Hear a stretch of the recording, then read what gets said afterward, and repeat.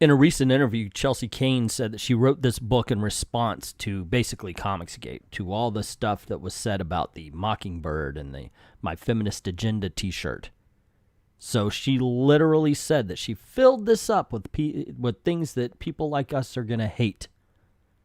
In other words, and the way I translate that, she literally wrote a book to be roasted.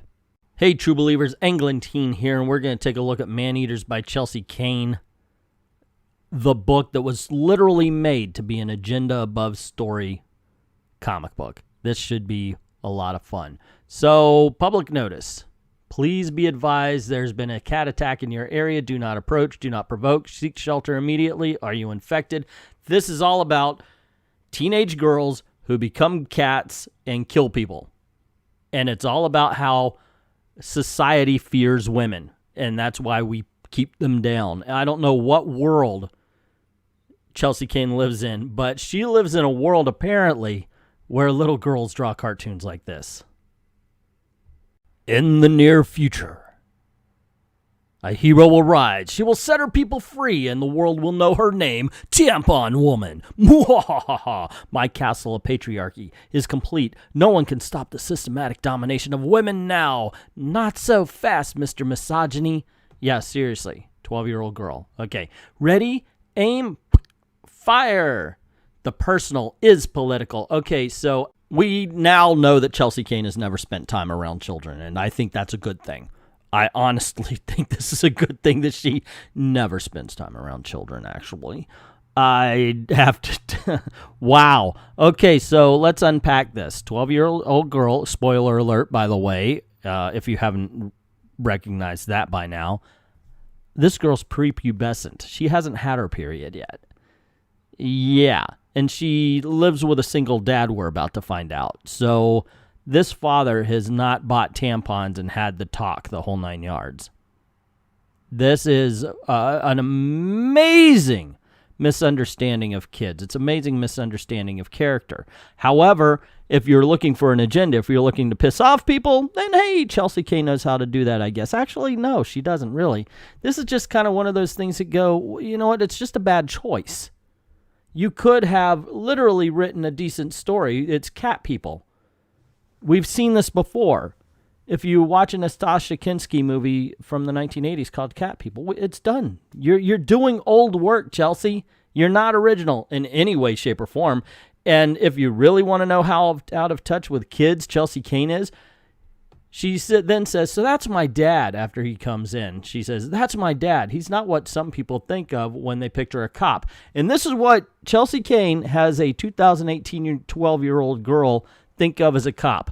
Don Johnson and Tom Selleck. Now, granted, if you're in the 80s, Don Johnson, Tom Selleck, that works. But judging by the pussy hat on this girl's head, it ain't the 80s. Oh, and by the way, has anybody else noticed everything about this book? You have, she's wearing the pussy hat. It's about cats. Get it? Get it? People are afraid of cats. People are afraid of the pussy hat. People are afraid of the pussycat hat. People are afraid of women. Are we getting that yet? Has it not been hammered into you yet? This is all agenda, no story, and obviously she has no sense of character. Well, kind of. Let me stop here so you know where I'm standing, where you know what position I'm standing for here. I understand. CHELSEA, I understand. You're trolling. This entire book is a troll. She even said so. I'm putting all of this stuff in to piss off those comics gators and piss off people like this. This isn't meant to really be taken seriously, which is sad because she could really do something with the story of cat people to tell a modern day story, but unfortunately she's decided to troll. She's pissed off and she's lost all sense of reality and all sense of, I don't know, sense of self almost. She has an idea of what things are or how things should be, that she doesn't realize what things are, and she cannot accept it.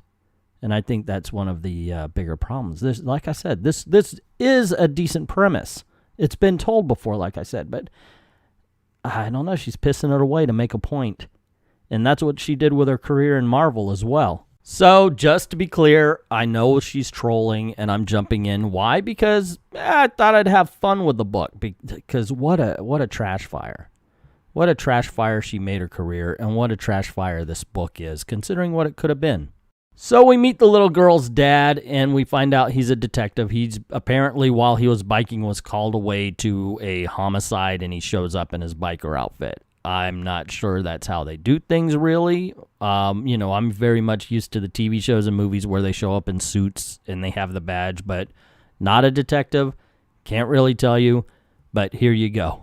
Now, just to make a point here, I'm going to bring this page back up. This is what we're told her father is. It's basically breaking him down to just a few this would be what your kid would notice. Because your kids really don't know who you are. They only know what you tell them and what they can see. So it's very basic. And if this story was completely told by the point of the view of the daughter, I think it would be sufficient. This is all we would need to know about him.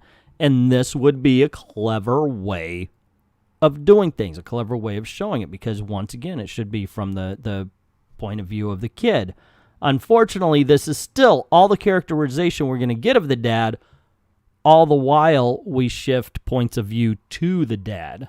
Anyway, like I said, we join him at a homicide previously, or I guess continuing our story. She says, my dad says that being a homicide detective is just like any other job, and it shows him he's holding 2 cups of coffee. His partner, I guess, is wearing a weird dress and a collar. And what do we got? Couple of customers came in and found it like this. We've cleared the building, still canvassing the neighborhood for a murder weapon. No ID. As you can see, there are some parts missing. You want the tall or the venti? Okay, I guess they're talking about. Now, okay, I understand the gloves, but what's up with the, it looks almost like a Grecian dress. So it just does, I don't know. Okay, so it's a pencil store. Okay. Obviously, once again, trolling. I don't think it's meant to be taken seriously. Obviously.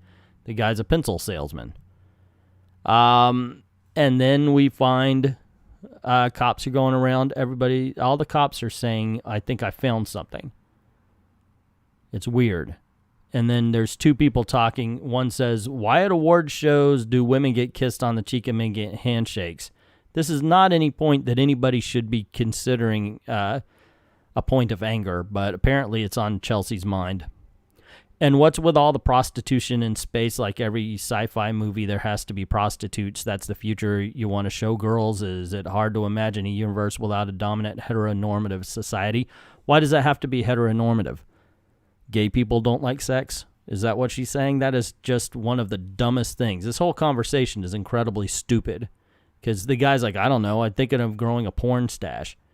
Okay, have a good time. I mean, you gotta pick a tone, is what I'm saying. Pick a tone. What do you really want to do? What do you really want to do with this story? It just, I don't know. But yeah, all the cops are saying that, and the conversations are very much just nonsense. So, oh, and by the way, a whim away is going on. So apparently everybody in the place that's not having a stupid conversation is singing in the Lion Sleeps Tonight. So there you go. Get it? Cat killers, lions. There you go. The lion sleeps tonight. Yeah, weird shit. But nobody actually finishes that. Not even the dandy man in Portland. Of course, if this is in Portland, it would explain why it has to be so weird. I do like the fact that it's Calico Records, though. There are some things here that could be clever. This, like I said, the biggest thing about this book, the biggest thing that should be taken away from it, the true tragedy of this book is it could have been good had Chelsea just calmed the fuck down and put story before agenda. The next few pages, well, they're kind of a waste. It's like a few words in a couple of boxes, and it's not very good art, so there's nothing really to look at.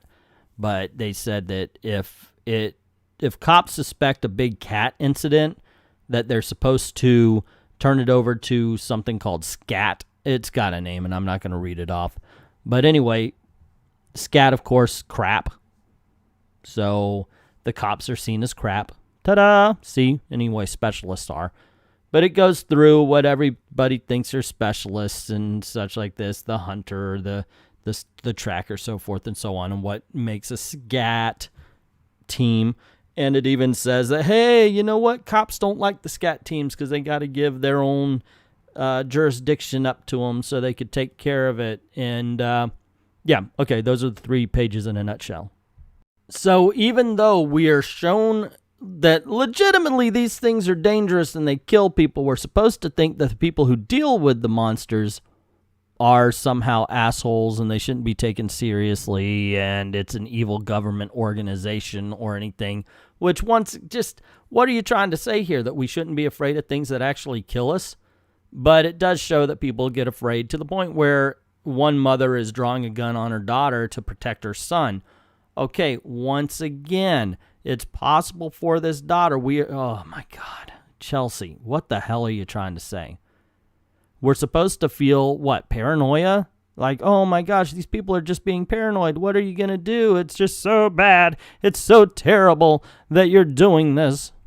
This means something. Anyway, by the way, that Time magazine cover is the only good art in this entire book. But you see the girls who are prepubescent, who are about either they're at the age where they have their periods, are being rounded up into trucks.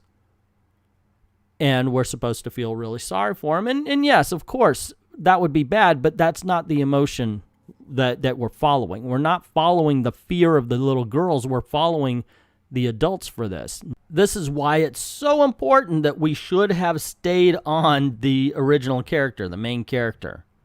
So we would have seen her fear, or she would be afraid for a friend and we would be brought into it, because that's what the fear is supposed to be about. Oh, by the way, it does talk about how this is a mutation in a parasite called Toxoplasmosis, and it lives in cat poop. And so everybody's affected. And then we see the little girls lined up, and one's wearing a shirt that says she is a cat.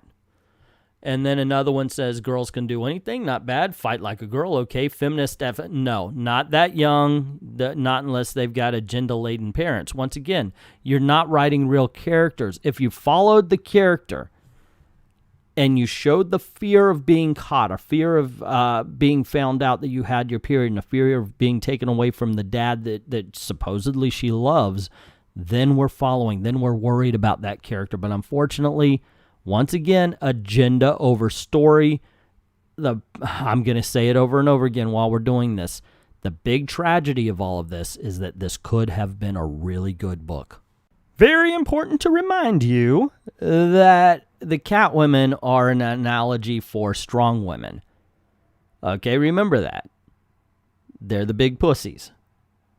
They're the big pussycats, pussycat hats, women's march, strong women. You are now afraid of them. You're paranoid. You have to round them up. You have to keep them down. You have to keep them away. You have to treat them like the other, or they will kill you. Which is why pages like this do not quite help your case there, Chelsea. If you actually show, wow, let them out, and they will literally kill you. They will literally disembowel you and eat you. You're not making your case, Chelsea. If you show people why you should be afraid, why it would be dangerous for you to show acceptance, you're not getting acceptance. You're not gaining acceptance with this kind of paneling.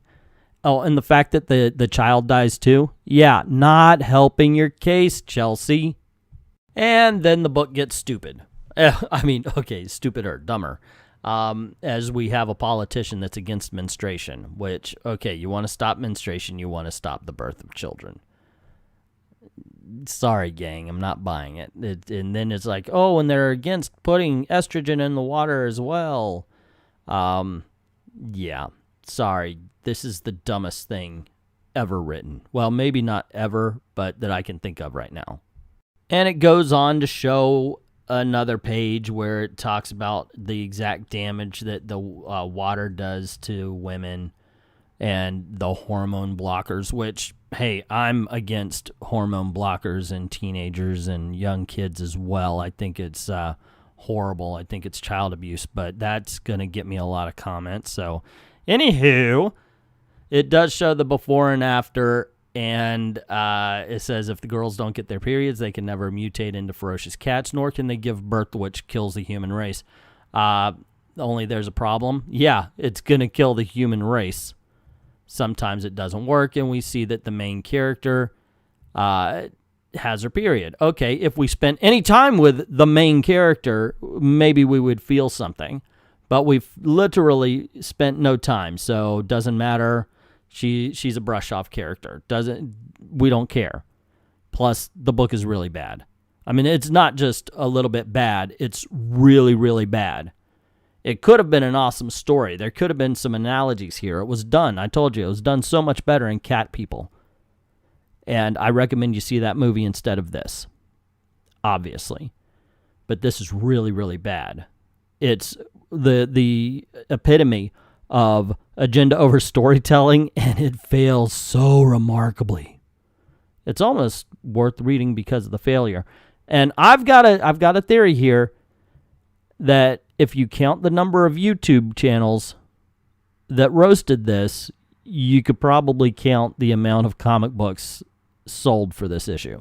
There's more to this book. I think I'm going to make it its own video. Don't forget to click like, share, subscribe, hit that notification bell, and don't forget to go on over to Patreon. Links in the description below. Drop $1 in the till. Helps keep the lights on and helps us keep making videos for you. Like, thank everybody who's already done that, and to everyone, all of the true believers, thank you very, very much for